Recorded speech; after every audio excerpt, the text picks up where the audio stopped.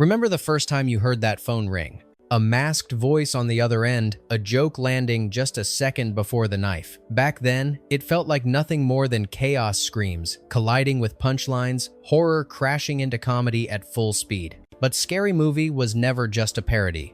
Behind the flying limbs, the crude jokes, and the laughter that hit harder than the scares, there was a production built on risky decisions, near misses, and moments that almost collapsed the entire film before it ever reached theaters. Careers were gambled. Roles nearly went to completely different people. Entire scenes that defined a generation were never supposed to exist at all. What audiences saw as reckless comedy was actually controlled destruction, a movie assembled in rewrites, reshoots, and last-second calls that could have ended it just as easily as they saved it. Because buried beneath the humor, Scary Movie was a kamikaze dive into Hollywood's most profitable genre, daring to mock the very machine, feeding it, and somehow surviving the impact.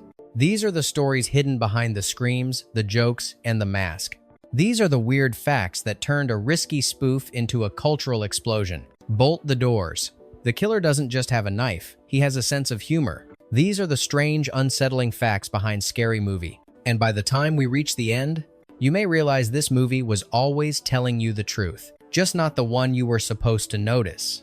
Number 1. The perfect moment to break the rules.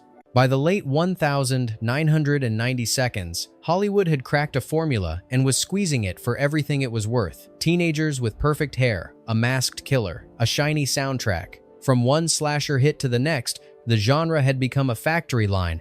The scares were familiar. The twists were predictable. Even the victims seemed programmed to make the same bad decisions every time. Audiences still bought tickets, but the pattern was obvious to anyone paying attention. That's exactly what made the moment so dangerous and so tempting.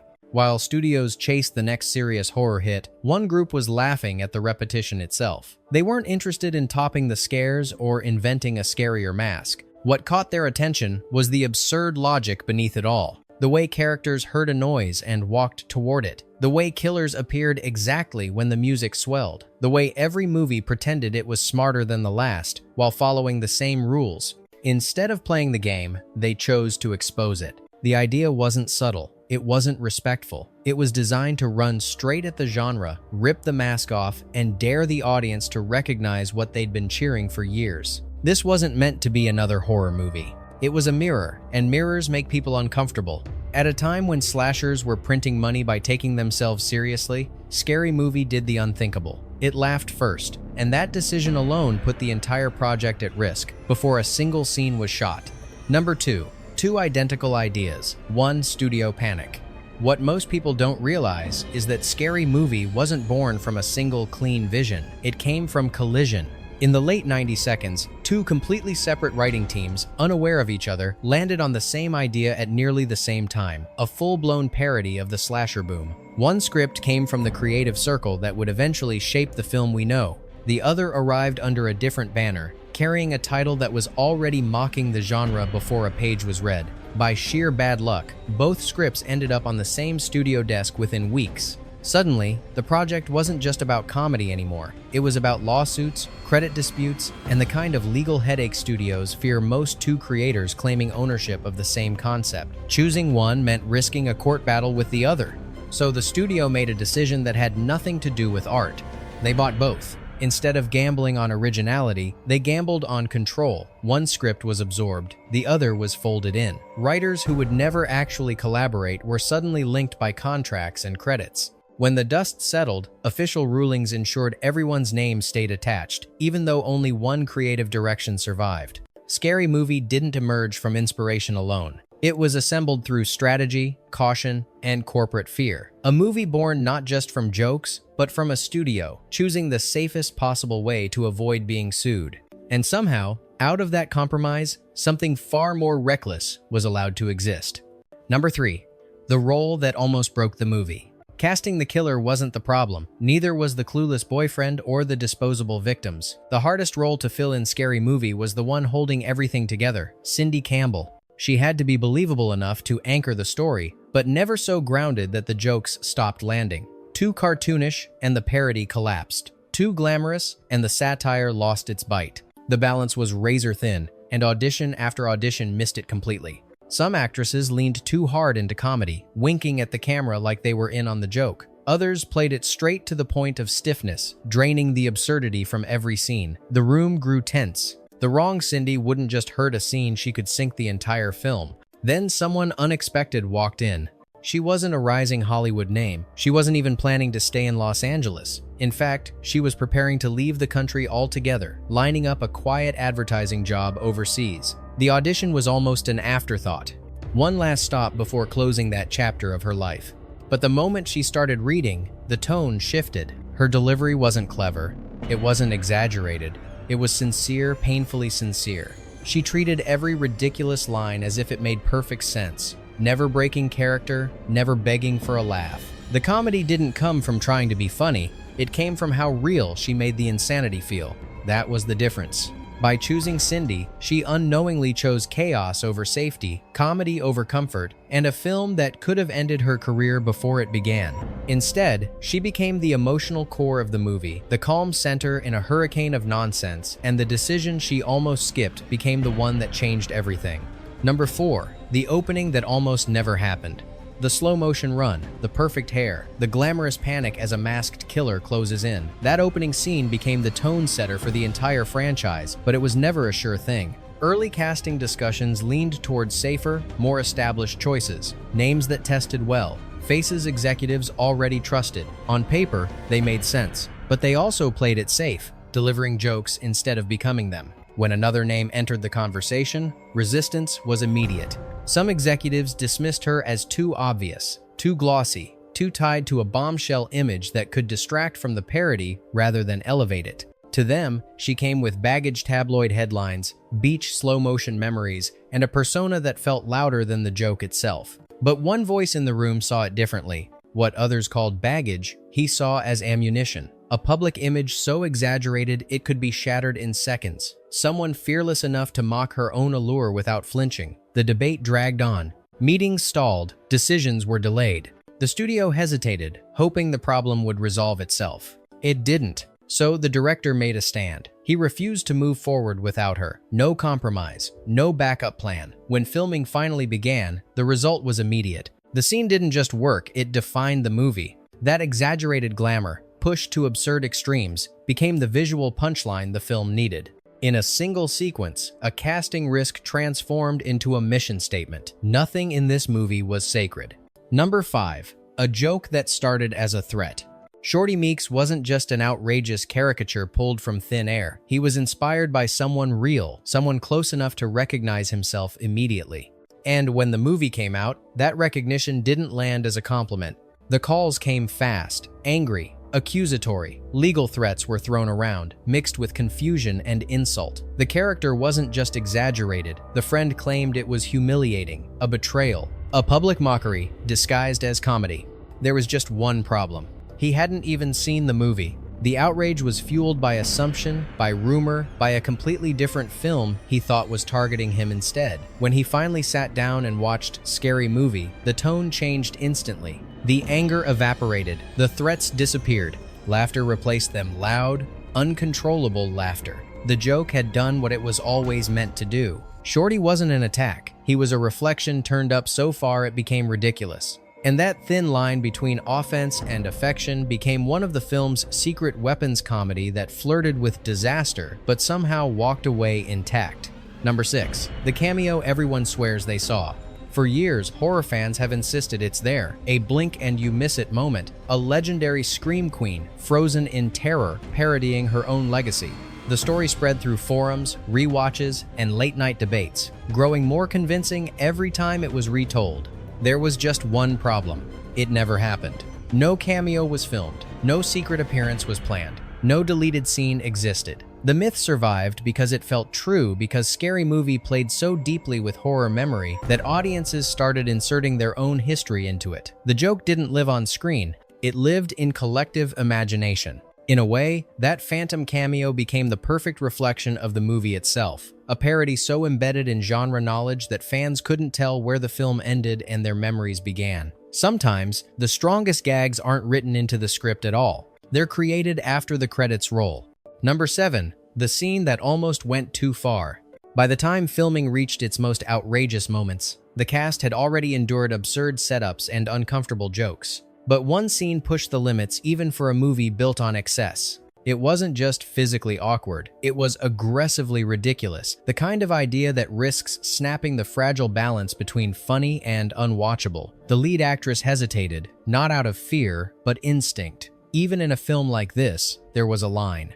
Instead of forcing the issue, the director made a deal. They would shoot the scene exactly as written, no shortcuts, no softening. Then they would put it in front of a test audience. If the room went quiet, it would be cut without argument. If the audience erupted, it stayed. The night of the screening, there was no doubt. The laughter wasn't polite, it was explosive. People doubled over, breathless, the kind of reaction you can't manufacture. The decision was made before the lights came back on. That moment stayed in the film not because it was safe, but because it worked. And it became a reminder that sometimes the only way to know where the line is to cross it and see who follows. Number 8. A pop culture moment added at the last second. One of the most quoted scenes in the entire movie wasn't even part of the original shoot. Months after principal photography wrapped, a single phrase had taken over pop culture. It echoed through commercials, hallways, late-night jokes impossible to ignore. Most films would have shrugged and moved on. This one couldn't afford to. The director called the cast back. The scene was shot quickly. No elaborate setup, no extended planning. It was stitched into the film just weeks before release, almost like an afterthought. But the effect was immediate. Audiences recognized it instantly. Laughter came before the punchline even landed. What started as a late addition became a time capsule, a frozen snapshot of exactly when the movie existed. Years later, that scene would date the film perfectly, anchoring it to a moment audiences remembered as much as the jokes themselves. It wasn't just parody anymore, it was preservation. Number 10. When the script stopped being in charge. On paper, the script for the film was tight, aggressive, and already pushing limits. But on set, it quickly became clear that the pages were only a starting point. The director believed the funniest moments didn't come from precision, they came from pressure. Scenes were shot exactly as written, clean and controlled. Then the rules were relaxed. Actors were encouraged to keep going, to push further, to say the line they weren't supposed to say, to take one more step past what felt comfortable. Some takes went too far, others fell flat, but buried inside the chaos were moments no writer could have planned. Laughter behind the monitors became the real signal. If the crew couldn't hold it together, the take was marked. If the joke didn't land, it was discarded without ceremony. The editing room became a filter, shaping raw improvisation into something sharp. What audiences later assumed was carefully scripted insanity was, in many cases, spontaneous risk captured before anyone had time to second-guess it. The movie didn't just allow chaos, it depended on it. Number 11. A rating no studio wants to see. When the first cut was submitted for classification, the response came back fast and brutal. It wasn't an R. It was the rating studios fear most, the one that limits theaters, slashes audiences, and quietly kills momentum before opening weekend. The problem wasn't gore, it wasn't even language, it was tone. The film didn't blink, it crossed lines, stepped back, then crossed them again with a grin. The list of required changes was long. Certain jokes were flagged as unacceptable. Others had to be shortened, reframed, or removed entirely. What followed wasn't a creative discussion. It was negotiation. Seconds mattered. Frames mattered. Each joke became a bargaining chip. The filmmakers fought to preserve the rhythm, trimming just enough to survive without breaking the spine of the comedy. When the revised cut finally passed, the victory was narrow but real. The film made it into theaters, still dangerous, still wrong in all the ways that mattered, just controlled enough to slip past the gatekeepers. Number 12. A title borrowed with a wink. Long before audiences ever bought tickets, the title already existed, but not where most people think. During the development of a completely different horror project in the mid-1990 seconds, the phrase was used behind the scenes as a placeholder, a joke among the crew, a casual nickname referencing the cliches they were building toward. It was never meant to last. But someone noticed. When the parody project took shape, the title wasn't just convenient, it was perfect. A quiet nod to those who knew the history. A private joke turned public declaration. It suggested awareness before a single joke was told. By the time the movie hit theaters, the title itself had become part of the parody, a challenge, almost, as if daring audiences and the industry to see how far self-awareness could really go. Number 13. Parody without a target is just noise. The film never limited itself to a single source. It wasn't satisfied mocking one franchise or one trend. Instead, it tore through an entire decade of pop culture with reckless efficiency. One moment, it echoed a slasher classic. The next, it lunged into action films, courtroom thrillers, found footage horror, even prestige dramas. Scenes blurred together, stitched by recognition rather than logic. But the chaos wasn't random. Every reference had a purpose. Every borrowed image carried an edge. The jokes worked because they knew exactly what they were aiming at, not just the movies, but the habits behind them, the slow reveals, the dramatic pauses, the seriousness audiences were expected to swallow without question. By compressing an entire era into one relentless sprint, the film became more than parody. It became a distorted archive, exaggerated, loud, and uncomfortably accurate. And once audiences realized nothing was off limits, they leaned in harder. Number 14, when the critics didn't know what to do with it. Parody films rarely walk into theaters with critical goodwill. They're expected to be loud, disposable, and forgotten by the time the weekend box office numbers roll in. That assumption followed this movie straight into its premiere. And then something unexpected happened. Some critics didn't laugh politely. They laughed genuinely, not because every joke landed, but because the movie understood what it was tearing apart. It wasn't just copying scenes for cheap recognition, it was exposing the mechanics behind them. Comparisons came quickly. The film was stacked against earlier parody legends, measured against classics that had already defined the genre. The verdict wasn't perfect praise, but it was respect. Acknowledgement that this wasn't lazy imitation. It was aggression with intent. Ironically, some of the harshest critics would later praise sequels that leaned further into absurdity, while being less kind to safer, more controlled follow-ups. It was an early sign of a strange truth. Once parody proves it has teeth, audiences expect it to bite harder every time. Number 15, a box office run nobody planned for. Inside the studio, expectations were modest. This wasn't positioned as a summer juggernaut. It didn't carry prestige actors or massive promotional confidence. It was supposed to make noise, burn fast, and move on. Instead, word spread. Not through ads, not through reviews, through people dragging friends to theaters, insisting they had to see it. Screenings turned into events. Laughter spilled into hallways. Quotes escaped the theater before the credits finished rolling. Weekend after weekend, the numbers refused to drop. The film didn't just hold its ground, it climbed, against bigger releases, against more expensive productions. What started as a risky comedy experiment turned into one of the most profitable surprises of its era. By the time it left theaters, it had outperformed movies it was openly mocking. The joke wasn't just on the genre anymore, it was on the industry that underestimated it. Number 16, how one movie became a franchise overnight. Success changed the conversation immediately. What was once considered dangerous suddenly looked repeatable. The studio didn't see a parody anymore. They saw a machine, a format that could be expanded, intensified, and multiplied. Sequels were fast-tracked, boundaries were pushed further, cameos grew louder, jokes became more extreme. Each installment tried to outdo the last, not just in volume, but in audacity. Audiences responded at least for a while. The films became rituals, group viewings, quoting sessions, shared experiences built around shock and recognition. Even when critical reception wavered, the brand remained strong enough to survive cast changes, tonal shifts, and creative turnover. What no one predicted was how long that momentum would last. Decades later, the name still carries enough weight to generate headlines, proof that once parody breaks through the mainstream, it doesn't vanish. It mutates. Number 17, the boom that burned itself out.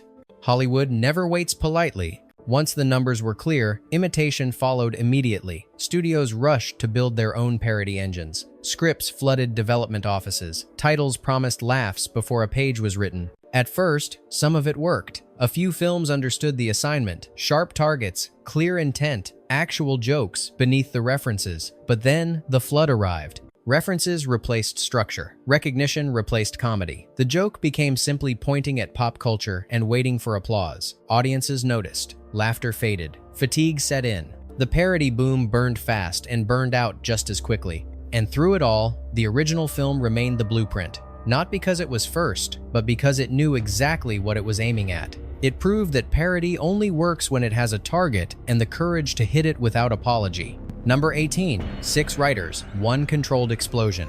Behind the film's wild tone was a writing process that looked more like a collision than a collaboration. 6 writers, each with a different instinct for comedy, were funneled into the same project. On paper, that kind of setup usually ends in confusion. Instead, it created tension, and tension sharpened the jokes. Some brought fearless anything-goes humor. Others focused on structure, making sure the chaos didn't collapse into noise. Then there were voices obsessed with pop culture speed, layering reference on reference until the jokes moved faster than logic. The director became the filter. Not every idea survived. Many died on set. Others were reshaped, trimmed, or redirected until they fit the rhythm of the film. What remained wasn't a compromise, it was a pressure-tested blend. Each style clashed, then fused into something louder and more aggressive than any single writer could have produced alone. Years later, the creative paths split. Some doubled down on edge, others leaned into pure reference overload. The difference was clear. One approach aged, the other became a template. The first film captured that rare moment when too many voices didn't weaken the result, they weaponized it. Number 19. From theater screens to ritual viewing. The movie didn't end when it left theaters. In many ways, that's when it truly began. It became a ritual, rented, rewound, quoted until lines lost meaning and became reflex. Friends gathered not to watch it quietly, but to shout it back at the screen. Scenes weren't just remembered, they were performed. Then came cable reruns, late-night marathons, the same jokes landing again, years later, for audiences who were too young to see it in theaters the first time. The movie adapted without changing, and eventually, it found a new home online. Clipped, remixed, stripped into seconds, and reborn as memes. A new generation discovered it not as a full film, but as fragments that still hit with the same force. The format changed, the reaction didn't. From VHS shelves to viral loops, the film proved something rare. Parody doesn't expire when it understands its era well enough to preserve it. Number 20. Success, then silence. In the year it exploded, the creators pulled off something Hollywood rarely allows. They took a risky concept, ignored safety nets, and turned it into a phenomenon. But success came with a price. The momentum was too strong to slow down. Sequels were rushed, schedules tightened. Before there was time to breathe, headlines appeared announcing the future of the franchise without the people who built it. No warning, no conversation, just replacement. The series continued, louder but different. Something sharp had been sanded down. Audiences felt it, critics felt it, and the original architects watched from the outside as their creation moved forward without them. Years passed. The absence lingered. The difference became part of the legacy. Now, decades later, they're stepping back into the frame, not as guests, not as hired hands, but as the voices reclaiming what they started, not to repeat the past, but to correct it. Bonus, the audition that almost went too far. One of the strangest casting stories didn't happen on set. It happened in a waiting room. An actor showed up already in character, not halfway, completely. He stayed in it, spoke in it, made everyone around him uncomfortable enough to question whether he was acting at all. When he left, concern replaced laughter. Minutes later, the phone rang. He was told to come back immediately. The director wasn't amused. He was worried. They needed proof this wasn't real, that the man could turn it off. He did. That moment, dropping the character and revealing control, sealed the role. What looked like reckless commitment became the clearest demonstration of skill in the room. What started as a reckless joke detonated a genre, reshaped parody, and left fingerprints across decades of pop culture. The movie didn't just mock horror. It exposed it, survived it, and outlived most of what it laughed at. And that's why, even now, the mask still fits.